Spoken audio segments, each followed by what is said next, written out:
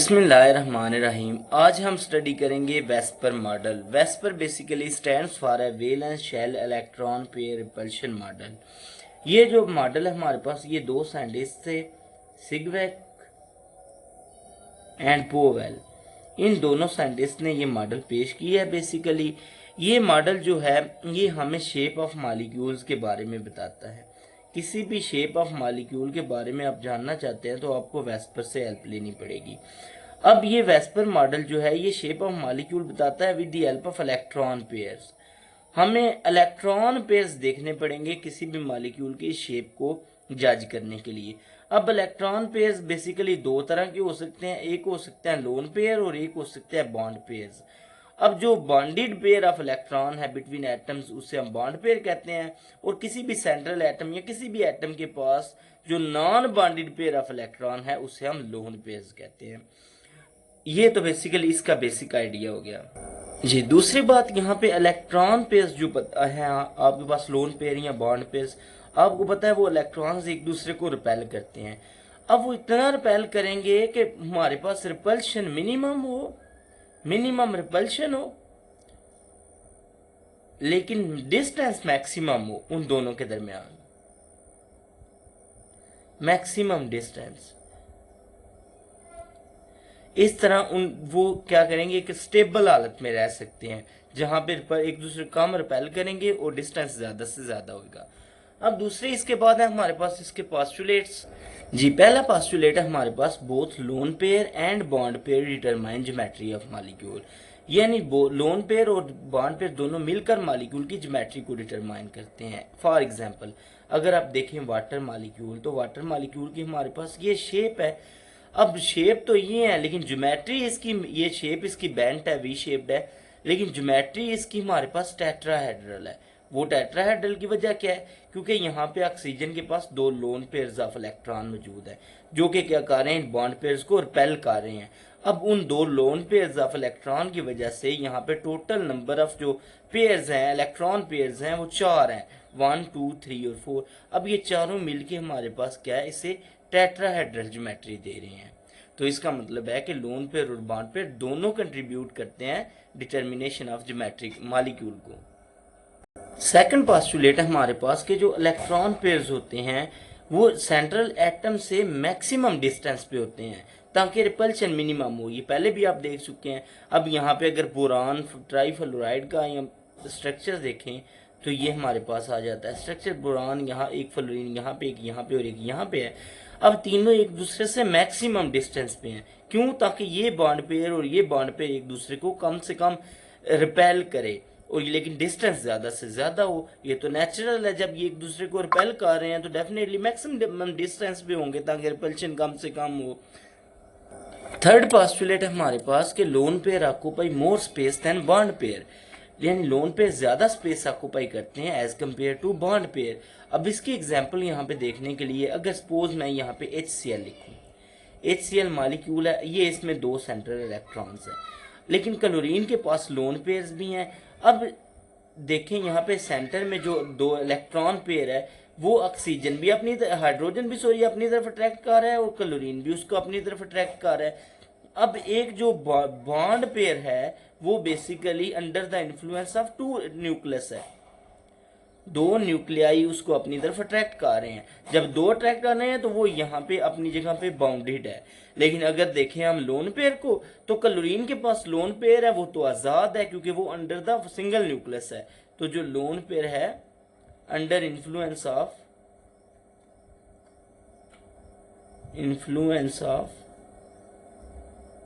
1 nucleus, यानी जो एक लोन पेयर होता है वो एक न्यूक्लियस के अंदर होता है और बॉन्ड पेयर 2 न्यूक्लियस के अंदर होते हैं। इस वजह से ये करते हैं, लोन पेयर ज्यादा स्पेस ऑक्यूपाई करते हैं as compare to bond pair. इसी वजह से हमारे पास जो लोन पेयर रिपल्शन होती है वो सबसे ज्यादा होती है क्योंकि वो ज्यादा स्पेस ऑक्यूपाई कर रहे हैं। और उसके बाद lone pair bond pair repulsion ज्यादा होती है, और उसके बाद हमारे पास सबसे लीस्ट रिपल्शन होती है बॉन्ड पेयर्स में। उसके बाद फोर्थ पोस्टुलेट है द 2 बॉन्ड पेयर या electron pairs of double bond and 3 electron pairs of triple bond contain higher electron density. अगर हम इसको समझने के लिए बेसिकली ये कह रहा है कि अगर डबल बॉन्ड के जो दो इलेक्ट्रॉन पेयर्स हैं या ट्रिपल बॉन्ड में 3 इलेक्ट्रॉन पेयर्स हैं वो ज़्यादा इलेक्ट्रॉन डेंसिटी ऑक्यूपाई करते हैं as compare to single bond. ये सिंपल सा अगर आप देखें सल्फर ट्राई ऑक्साइड की एग्जाम्पल को देखें तो यहाँ पे ये सल्फर ट्राई ऑक्साइड है। अब डेफिनेटली डबल बॉन्ड है तो डबल बॉन्ड है तो यहाँ पे टोटल नंबर ऑफ इलेक्ट्रॉन 4 है तो इलेक्ट्रॉन डेंसिटी ज़्यादा है। तो लेकिन सिंगल बॉन्ड HCl है, सिंगल बॉन्ड है तो वहाँ पे जस्ट 2 इलेक्ट्रॉन है, इलेक्ट्रॉन डेंसिटी कम है as compare to this one. लेकिन ये जो डबल या ट्रिपल बॉन्ड होंगे ये regarded as a single bond ही हम इन्हें काउंट करेंगे, हम इन्हें कुछ स्पेसिफिकली ट्रीट नहीं करेंगे, जस्ट ये एक ही बॉन्ड शो होएगा जब हम इसकी ज्योमेट्री या शेप डिटरमाइन करेंगे। जी नेक्स्ट हमारे पास पोस्टुलेट है, वो कहते हैं कि अगर कोई हाईली इलेक्ट्रोनेगेटिव एटम वहाँ पे मौजूद है सेंट्रल एटम के साथ तो वो क्या करेगा, इलेक्ट्रॉनिक रिपल्शन को डिक्रीज कर देगा बॉन्ड पेयर के दरमियान। लेकिन लोन पेयर्स में रिपल्शन मैक्सिमम होएगी लेकिन बॉन्ड पेयर्स के दरमियान जो इलेक्ट्रॉनिक रिपल्शन है उसे डिक्रीज कर देगा। इसको समझने के लिए हमारे पास एग्जांपल है NH3 अमोनिया की और नाइट्रोजन फ्लोराइड की। अब यहाँ पे दो सेंट्रल एटम सेम, दोनों में नाइट्रोजन आपको नजर आ रहा है। अगर इनकी मैं स्ट्रक्चर्स ड्रा करूं यहाँ पे तो ये कुछ इस तरह के है, ये NH3 है और ये हमारे पास नाइट्रोजन फ्लोराइड है। अब दोनों में नाइट्रोजन के पास एक लोन पेयर है जो हमारे पास यहाँ पे ऊपर मौजूद है। अब इसमें अगर आप देखें ना इस वाले अमोनिया में तो यहाँ पे जो बॉन्ड एंगल है बेसिकली वो है हमारे पास 107 और लेकिन यहाँ पे अगर बॉन्ड एंगल आप चेक करें ना तो वहाँ पे बॉन्ड एंगल हमारे पास 102 डिग्री है। हालांकि है तो सेम दोनों में सेंट्रल एटम नाइट्रोजन, लेकिन यहाँ पे फर्क ये है कि हाइड्रोजन लेस इलेक्ट्रोनेगेटिव है जबकि फ्लोरीन मोस्ट इलेक्ट्रोनेगेटिव है। इसकी इलेक्ट्रोनेगेटिविटी 4 है और हाइड्रोजन की 2.1 है। अब इलेक्ट्रोनेगेटिविटी ज्यादा होने की वजह से इलेक्ट्रॉन्स को फ्लोरीन अपनी तरफ खींच रहा है। अब फ्लोरीन की तरफ अगर इलेक्ट्रॉन्स जा रहे हैं तो वो बेसिकली इस रूल के मुताबिक अब इलेक्ट्रोनेगेटिविटी ज्यादा होने की वजह से इलेक्ट्रॉन फ्लोरीन की तरफ जा रहे हैं और इन दोनों के दरमियान रिपल्शन जो है वो बेसिकली कम हो गई है। अब रिपल्शन कम हो गई है यानी इसका मतलब है अट्रैक्शन तो नहीं है लेकिन ये एक दूसरे के करीब आ गए हैं इसकी निस्बत, तो करीब आने की वजह से हमारे पास बॉन्ड एंगल कम हो गया है। तो ये इसकी एग्जांपल थी, ये इसके पोस्टुलेट से। अब इसकी टाइप्स की तरफ चलते हैं। जी नेक्स्ट है हमारे पास प्रिडिक्टिंग शेप ऑफ मॉलिक्यूल। हम मॉलिक्यूल्स की शेप को कैसे प्रिडिक्ट करते हैं, इसके लिए हमने कैटेगरीज बनाई हुई हैं। हमारे पास डिफरेंट कैटेगरीज है जिनके मुताबिक हम शेप्स को प्रिडिक्ट करते हैं। सबसे पहली टाइप जो कैटेगरी है वो है AB2 टाइप, उसके बाद है AB3 टाइप, उसके बाद है AB4 टाइप, इसी तरह AB5 और AB6 भी है। अब यहां पर हमारे पास A जो है वो है सेंट्रल एटम है और B जो हमारे पास है वो शो करता है बॉन्ड पेयर्स को। अब बॉन्ड पेयर में सेम उसी तरह हमारे पास ये शो करता है इलेक्ट्रॉन पेयर्स को। इलेक्ट्रॉन पेयर में हमारे पास बॉन्ड पेयर्स भी हैं और लोन पेयर्स भी हैं, ये दोनों चीजें हमारे पास आ जाएंगी।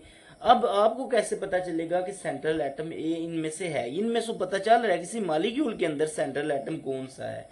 अब जो लीस्ट नंबर ऑफ एटम्स होंगे ना, जिसके मोस्टली 1 ही होंगे, लीस्ट नंबर ऑफ एटम्स होंगे, वो हमारे पास जो एलिमेंट है वो होगा सेंट्रल एटम। अब यहाँ पे हमने शेप ऑफ मॉलिक्यूल में 2 चीजें बेसिकली तलाश करनी है। एक तलाश करनी है हमने जियोमेट्री ऑफ मॉलिक्यूल और दूसरी हमने उसकी चेक करनी है शेप। अब जब हम जियोमेट्री को फाइंड करेंगे ना तो हम क्या करेंगे, total number of electron pairs लेंगे, total number of electron pairs, यानी लोन पेयर्स और बॉन्ड पेयर दोनों को हम लेंगे। जब हमने शेप डिटरमाइन करनी है ना तो फिर हमने लोन पेयर्स नहीं लेने, हमने जस्ट बॉन्ड पेयर ही अकोमोडेट करने हैं उसमें। यानी ज्योमेट्री क्या होगी, ज्योमेट्री होगी जिसमें लोन पेयर और बॉन्ड पेयर दोनों शामिल होंगे। शेप में आपने याद रखना है कि जस्ट बॉन्ड पेयर्स ही शामिल होंगे, हम लोन पेयर्स को अकोमोडेट नहीं करेंगे। अब हम इन टाइप्स को 1 बाय 1 डिस्कस करते हैं। अब Ab2 टाइप में आपके पास ए सेंट्रल एटम है और बी जो है वो बेसिकली क्या है, इलेक्ट्रॉन पेयर्स। अब इलेक्ट्रॉन पेयर्स में यहाँ पे दोनों के दोनों बॉन्ड पेयर्स हम ले रहे हैं बी में, Ab2 टाइप में। इसकी जो सबसे पहले एग्जांपल है हमारे पास, वो हमारे पास है बेरिलियम क्लोराइड।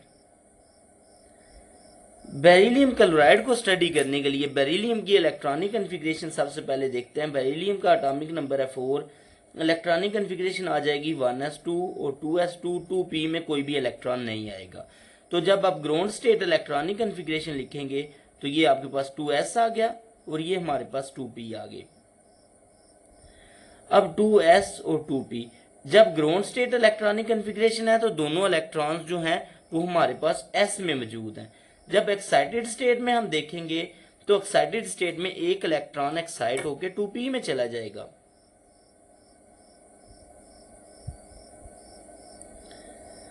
यहां से एक इलेक्ट्रॉन एक्साइट होकर आगे चला गया और इस तरह ये हाइब्रिडाइज होके sp हाइब्रिडाइजेशन शो करेंगे और ये दो बॉन्ड अब बना सकती है बेरिलियम। अब बेरिलियम के दो बॉन्ड अगर देखें तो दो क्लोरीन अवेलेबल है इस बेरिलियम से बॉन्ड बनाने के लिए। तो यहाँ पे इसका मैं स्ट्रक्चर लिखूंगा, बेरिलियम और क्लोरीन मैक्सिमम डिस्टेंस पे यहाँ ही हो सकते हैं। इसके अलावा अगर कहीं भी आप एडजस्ट करेंगे तो वो 180 के अलावा कहीं भी मैक्सिमम डिस्टेंस पे नहीं होंगे।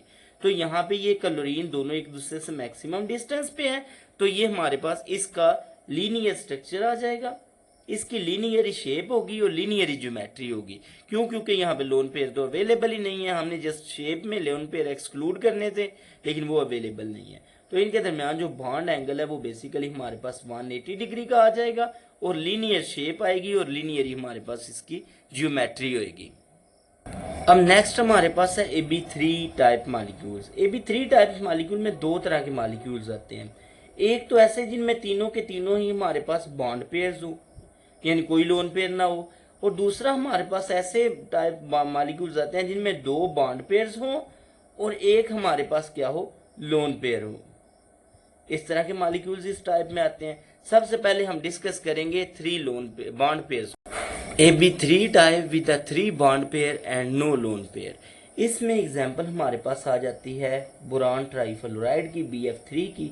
अब Bf3 में आपको पता है इसकी इलेक्ट्रॉनिक कन्फिग्रेशन देखें तो वो आती है 1s2, 2s2 और 2p1।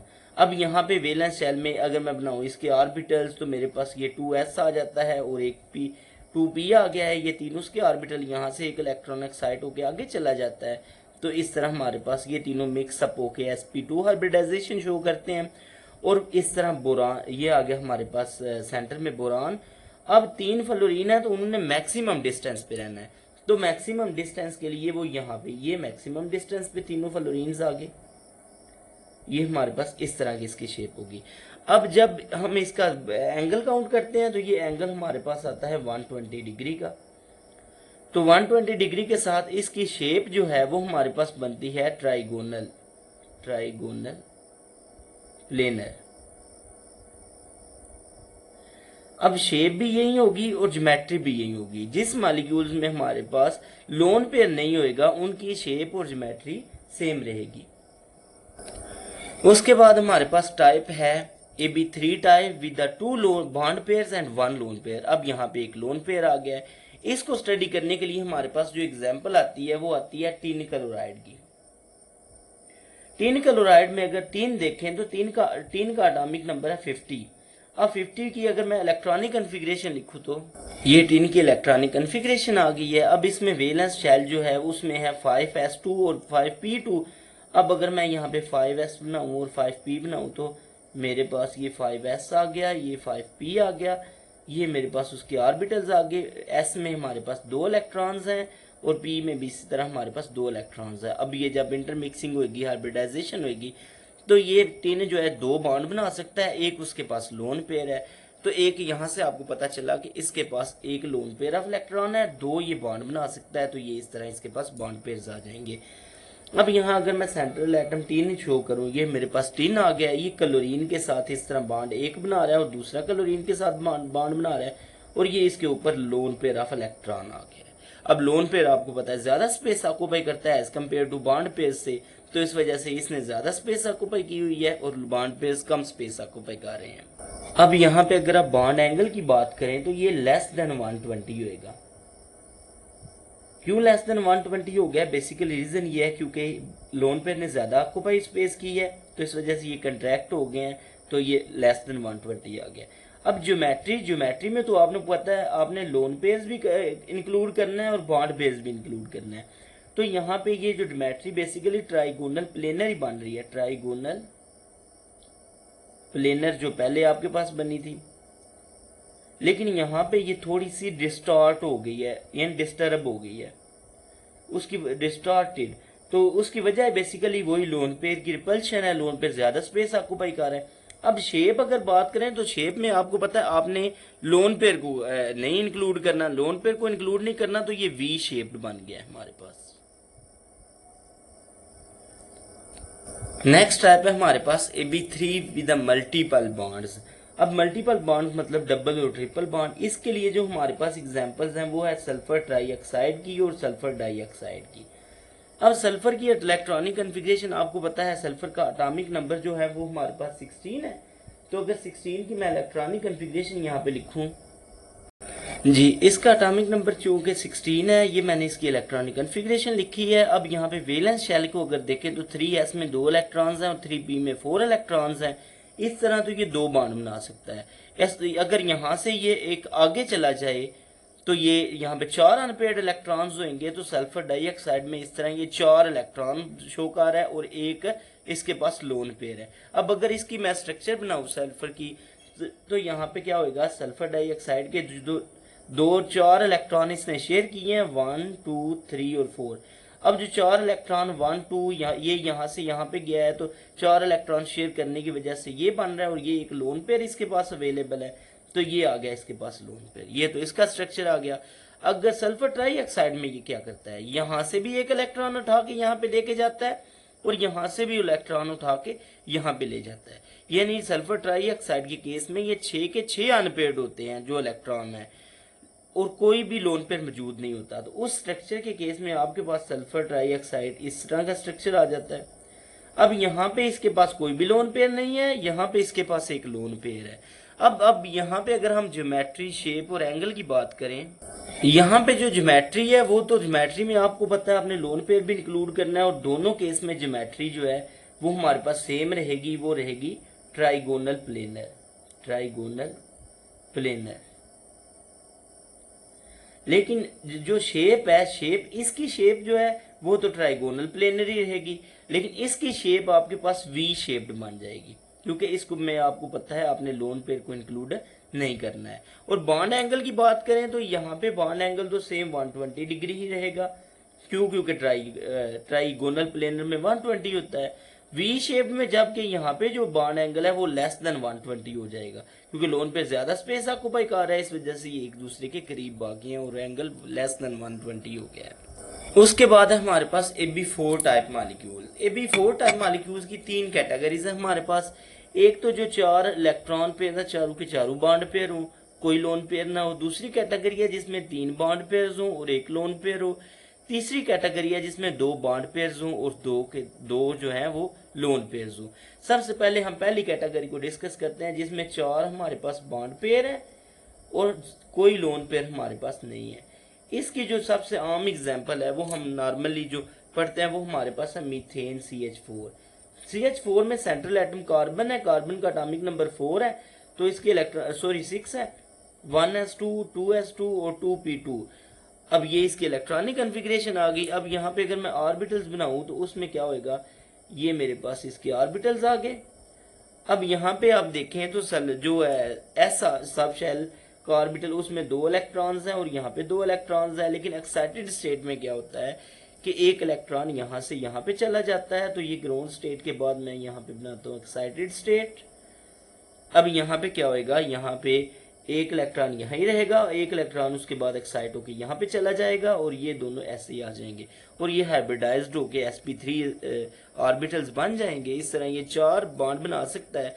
अब अगर मैं कार्बन यहाँ पे लिखूँ C, तो कार्बन के अराउंड आपने 4 अनपेयर्ड इलेक्ट्रॉन्स हैं, 4 बॉन्ड बनेंगे 4 हाइड्रोजन के साथ, तो एक हाइड्रोजन यहाँ पे आ जाएगा और ये इस तरह चारों जो है वो एट अ मैक्सिमम डिस्टेंस पे रहेंगे और ये हमारे पास इसकी एक टेट्राहेड्रल शेप आ जाएगी।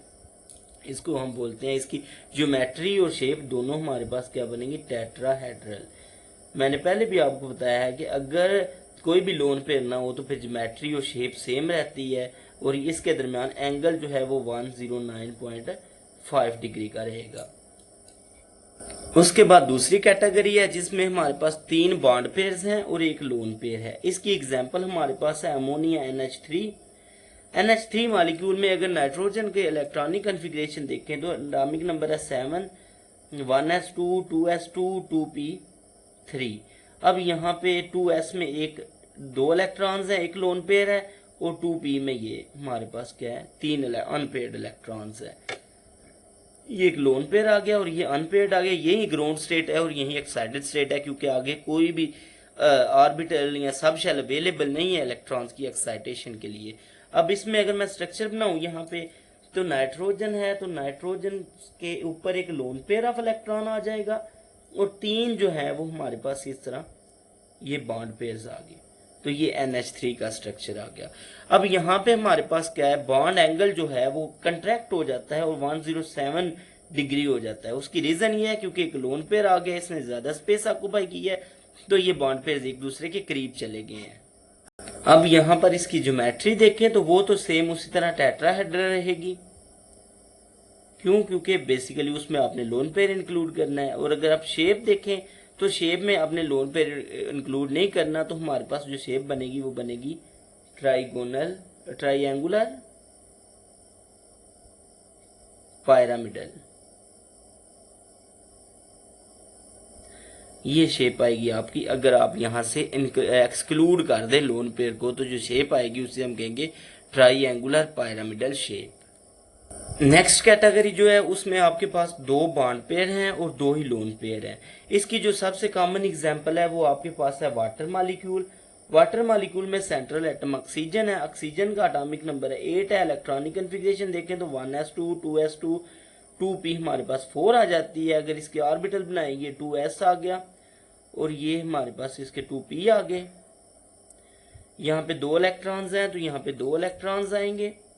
उसके बाद 4 इलेक्ट्रॉन्स हैं, 1, 2, 3, और इस तरह ये 4th इलेक्ट्रॉन आ गया। तो अब यहाँ पे कोई भी एक्साइटेशन की सिचुएशन अवेलेबल नहीं है। 2 अनपेयर्ड इलेक्ट्रॉन है और 2 पेयर्ड इलेक्ट्रॉन है, वो आपके पास लोन पेयर के तौर पे शो होंगे।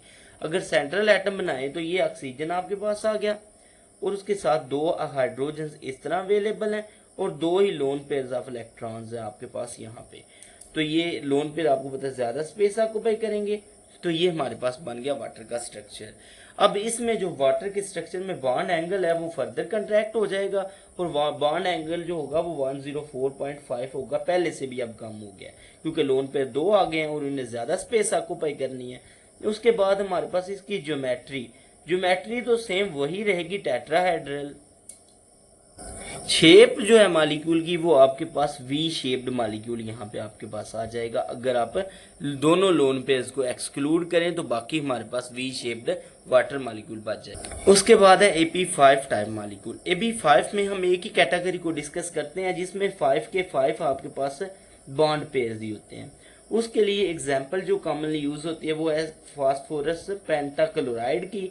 अब यहाँ पे फास्फोरस है क्योंकि सेंट्रल एटम, तो उसकी इलेक्ट्रॉनिक कन्फिग्रेशन लिखेंगे। फास्फोरस का एटॉमिक नंबर जो है वो हमारे पास होता है 15। इसकी इलेक्ट्रॉनिक कन्फिग्रेशन आ जाएगी आपके पास 1s2, 2s2, 2p6, 3s2 और 3p3। ये 15 इलेक्ट्रॉन्स आपके पास आ गए। अब अगर इसके लिए मैं ऑर्बिटल्स बनाऊं, ये आ गया 3s और ये हमारे पास आ गया 3p। यहाँ पे इसमें 2 इलेक्ट्रॉन्स आएंगे, इसमें 3 इलेक्ट्रॉन्स आएंगे। यहाँ पर इस तरह तो ये 3 बॉन्ड बना सकता है, लेकिन आपको पता है 3 शेल जो होता है उसमें 3d भी होता है।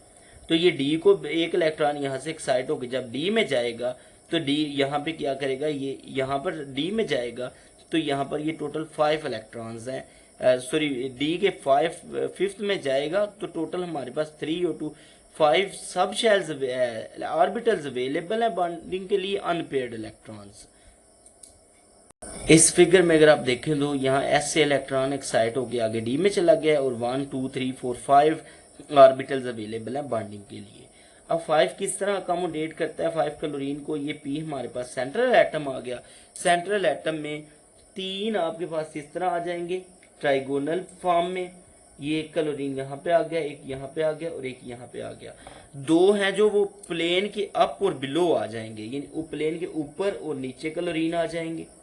तो ये टोटल 5 इलेक्ट्रॉन्स अकोमोडेट हो गए, यानी एक प्लेन में ये एक ट्राइंगल टाइप अवेलेबल है और उसके अपवर्ड और डाउनवर्ड एक एक क्लोरीन अवेलेबल। इसमें अगर एंगल की बात करें तो यहाँ पे एंगल जो है वो आपको पता है 120 नजर आ रहा है आपको, और इन दोनों के दरमियान जो एंगल है वो हमारे पास 90 डिग्री का एंगल नजर आ रहा है। ये दोनों बेसिकली एक्सियल पोजीशन हम इसको बोलते हैं, ये दोनों क्लोरीन एक्सियल पोजीशन पे अवेलेबल है upward and below the plane.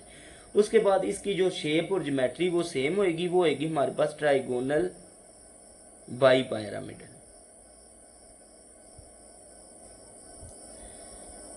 ये हमारी क्योंकि सेम रहेगी क्योंकि यहाँ पे कोई भी लोन पेयर अवेलेबल नहीं है। इसी तरह हमारे पास आयोडाइड का, इसकी एग्जांपल दूसरी जो है वो आयोडाइड आयन की है।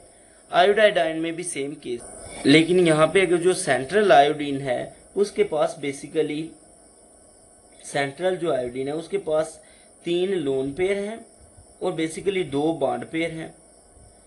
अब उन 2 बॉन्ड पेयर्स को ये बिल्कुल सेम ऊपर वाली पोजीशन से अकोमोडेट करता है। आयोडीन जो है ये सेंट्रल आयोडीन आ गया और इसके जो लोन पेयर है 3 वो इस तरह आ जाते हैं यहाँ पे, और इसके जो 2 आयोडाइड आयन है जिनके साथ ये बॉन्ड बना रहा है वो upward and below the plane आ जाते हैं, सेम ऊपर वाले स्ट्रक्चर की तरह। लेकिन अगर यहाँ पे इसकी शेप और ज्योमेट्री आप देखें तो आपको पता है ज्योमेट्री तो सेम उसी तरह ही रहेगी, trigonal bi pyramidal, trigonal bi pyramidal. लेकिन यहाँ पे शेप जो है, शेप में आपने इन तीनों लोन पेयर्स को अकोमोडेट नहीं करना, जस्ट 2 लीनियर फॉर्म में मौजूद है, तो यहाँ पे इसकी शेप जो है वो हमारे पास लीनियर आ जाएगी। उसके बाद है AB6 टाइप। AB6 में हम 2 कैटेगरीज को डिस्कस करेंगे। पहली है 6 बॉन्ड पेयर और कोई लोन पेयर नहीं है, दूसरी 4 बॉन्ड पेयर और 2 लोन पेयर। सबसे पहले 6 bond pair plus 0 lone pair जिसमें कोई लोन पेयर नहीं है। इसकी जो एग्जांपल है वो आपके पास है SF6 की। SF6 में सल्फर 6 बॉन्ड बना रहा है। अब 6 के 6 जो है वो बॉन्ड पेयर्स हैं। अब सल्फर को जो बेसिकली है वो 4 को तो इस फॉर्म में अकोमोडेट कर रहा है, एक फ्लोरीन यहाँ पे, एक यहाँ पे, एक यहाँ पे और एक यहाँ पे। ये तो एक प्लेन पे जिस तरह पेज पे अवेलेबल है इस प्लेन पे ही स्क्वायर की फॉर्म में मौजूद है। तो अब जो 2 रह गए हैं बेसिकली वो up and below the plane मौजूद है फ्लोरीन। तो ये हमारे पास इसकी स्ट्रक्चर बन जाती है। इसकी जो शेप है वो उससे हम बोलते हैं ऑक्टाहेड्रल।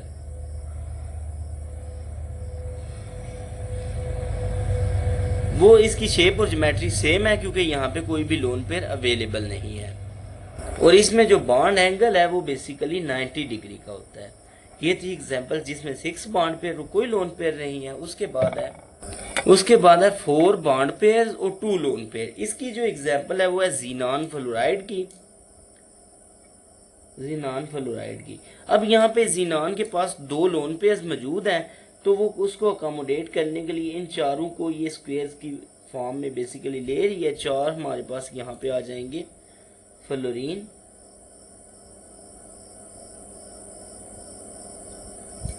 ये 4 फ्लोरीन। अब बेसिकली रह गए हैं इसके पास जो 2 बेसिकली लोन पेयर्स मौजूद हैं। अब लोन पेयर्स को अकोमोडेट करेगी फ्लोरीन बिल्कुल उसी तरह ही है। ज़ीनान अकोमोडेट करेगी एक अपवर्ड और एक डाउन द प्लेन।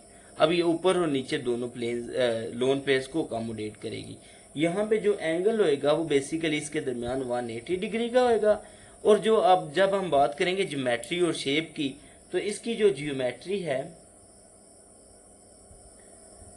वो हमारे पास आएगी उसी तरह सेम जैसे पहले केस में आई थी ऑक्टाहेड्रल, और जो शेप है वो चेंज हो जाएगी क्योंकि उसमें आपने लोन पेयर्स नहीं अकोमोडेट करने, तो वो हमारे पास स्क्वायर प्लेनर की फॉर्म आ जाएगी, स्क्वायर प्लेनर शेप आ जाएगी। ये तो हमारा आज का टॉपिक। थैंक यू, शुक्रिया, अल्लाह हाफिज।